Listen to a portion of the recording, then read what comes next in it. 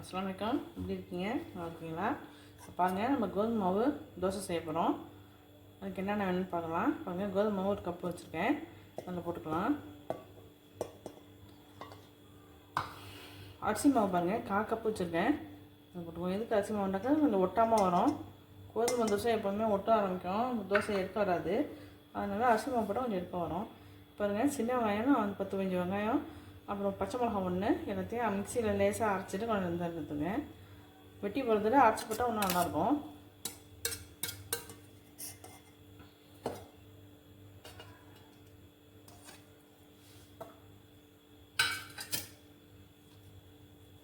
கருவேப்பிலை ஒரு 10 பிச்சு போட்டுக்கலாம். சின்ன சின்ன பீஸாக கட் பண்ணிக்குவோம். கேரட் பாருங்கள், துரி வச்சுருக்கேன், சின்ன சின்ன பீஸாக அதையும் போட்டுக்கலாம். இன்றைக்கி என்கிட்ட எந்த நாளும் போட்டுருக்கேன். என் கேரட்லாம் நல்லது உடம்புக்கு.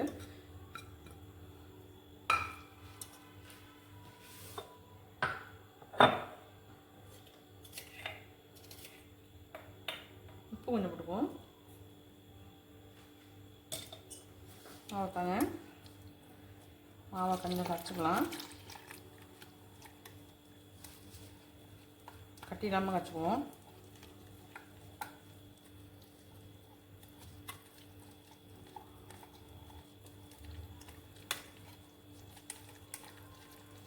இட்லி மாவு தோசை மாவுலாம் இல்லாதப்போ இது நமக்கு உடனே செய்யலாம். இதில் கோதுமை மாவில் நைட்டில் டிஃபனுக்கு ரொம்ப நல்லது உடம்புக்கு.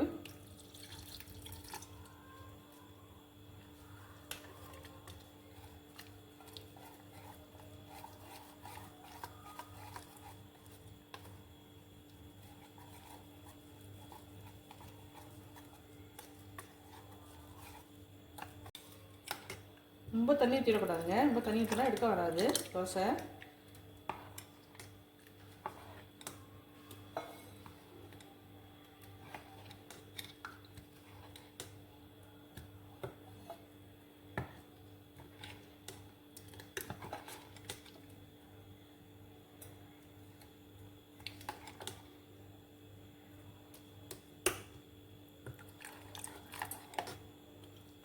இந்த ஸ்டேஜுக்கு தான் போதும்.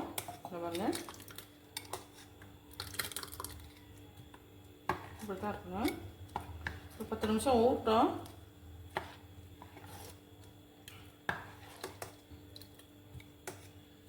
ஊறின பிறகு நான் காமிக்கிறேன், சுட்டதை காமிக்கிறேன். பாருங்க, இப்போ நம்ம சுட ஆரம்பிச்சிடலாம். 10 நிமிஷம் ஆயிடுச்சு. கொஞ்சம் ஆயில் அப்ளை பண்ணிக்குவோம்.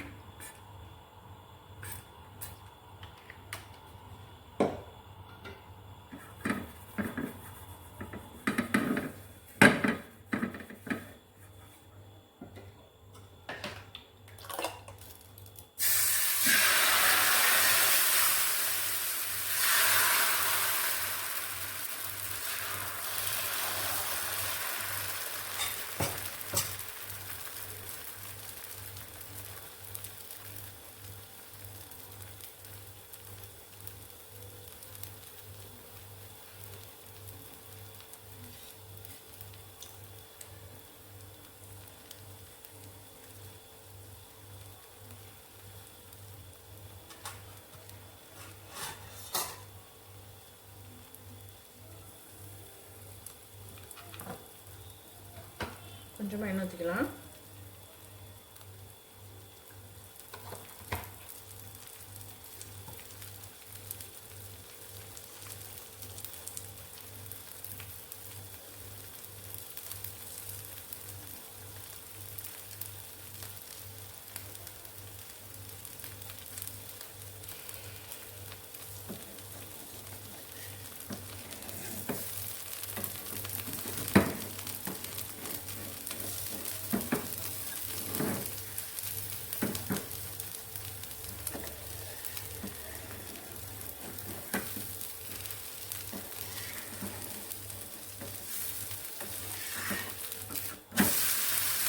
நல்லா ஈஸியாக ஸ்டிச் போடுறது பாருங்கள். அரிசி மாவு சேர்த்ததுனால தான், இல்லாட்டி ஸ்டிச் போட வராது.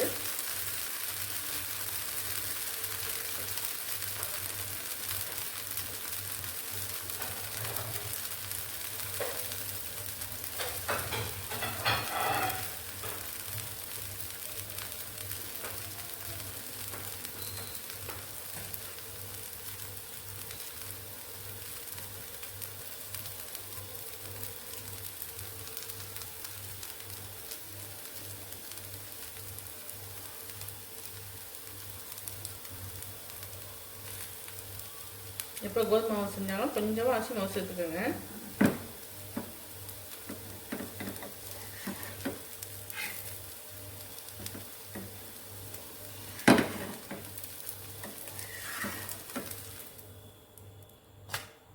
அதெல்லாம் சூப்பராக இருக்குது.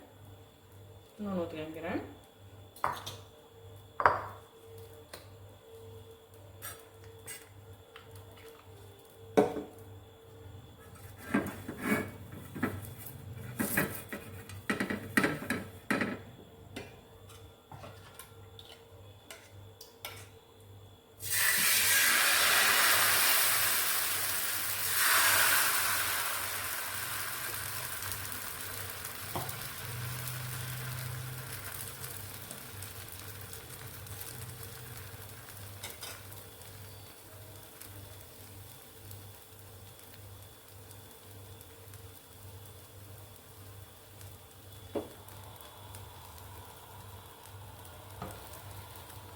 கொஞ்சமாக எண்ணெய் ஊற்றிக்குவோம்.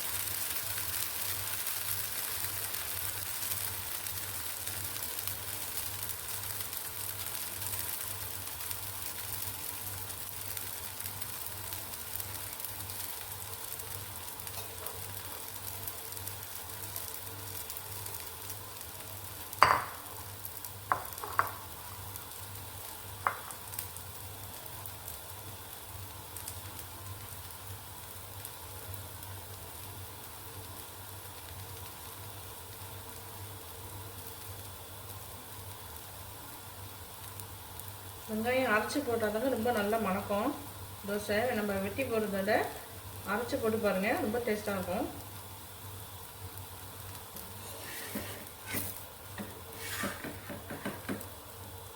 ரெடி ஆயிடுச்சு. நான் எல்லா தோசையும் சுட்டுட்டு காமிக்கிறேன்.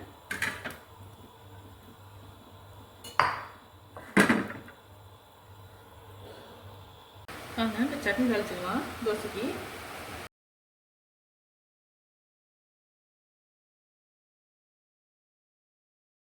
பாருங்கள், நம்ம செஞ்ச இந்த கோதுமை தோசை ரொம்ப சூப்பராக ரெடியாக இருந்தது பாருங்கள். சட்டியில் ஒன்று கூட ஒட்டவே இல்லை, நல்லா அழகாக எடுக்க வந்துச்சு. கொஞ்சமாக அரிசி மாவு போட்டாக்கா நல்லா எடுக்க வந்துடும். பாருங்கள், கூடவே நம்ம தேங்காய் சட்னி அரைச்சிருக்கோம். இதுக்கு அதுக்கு ரொம்ப சூப்பராக இருக்கும். இதே மாதிரி நீங்கள் செஞ்சு பாருங்கள். செஞ்சு பார்த்துட்டு எப்படி இருக்குன்னு சொல்லுங்கள். லைக் பண்ணுங்கள், ஷேர் பண்ணுங்கள், சப்ஸ்கிரைப் பண்ணுங்கள்.